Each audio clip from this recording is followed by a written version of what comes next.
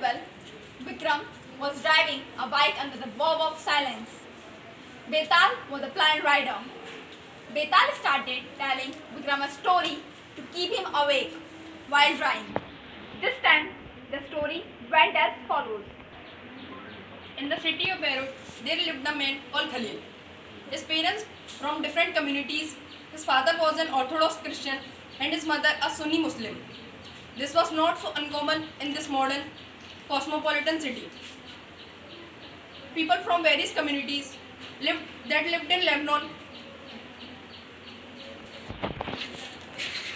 came to its city Beirut.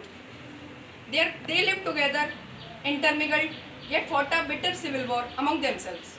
One of the Khalil Sankar was killed in that war. At the end of the civil war, Lebanon's leaders came together and agreed to some basic rules for power sharing among different communities.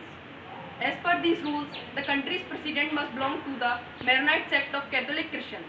The post of deputy prime minister is fixed for Orthodox Christian sect and that of the speaker of Shia Muslim. In this respect, the Christians agreed not to seek French protection and the Muslims agreed not to seek unification with the neighboring state of Syria. When the Christians and Muslims came to this agreement, they were nearly equal in population. Both sides have continued to respect this agreement, though now the Muslims are in clear majority. Khalil does not like this system one bit. He is a popular man with political ambition, but under this present system, the top position is out of reach. He does not practice either his father's or his mother's religion, and does not wish to be known by either. He cannot understand why Lebanon can't be like any other normal democracy.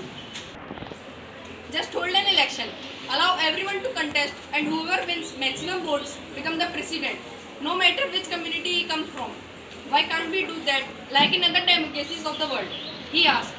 His elders, who have seen the bloodshed of civil war, tell him that the present system is the best guarantee for peace. The story was not finished, but they had reached the TV town, where they stop every day. Betal wrapped up quickly and posed his customary caution to Vikram. If you had rules in Lebanon, what would you do? Would you adapt the regular rules followed everywhere as Khalil suggests? Or stick to the old rules? Or do something else? Betal did not forget to remind of their basic pact. If you have an answer in mind, yet do not speak up, your bike will freeze. And so will you. I am going. Can you help poor Vikram in answering Betal?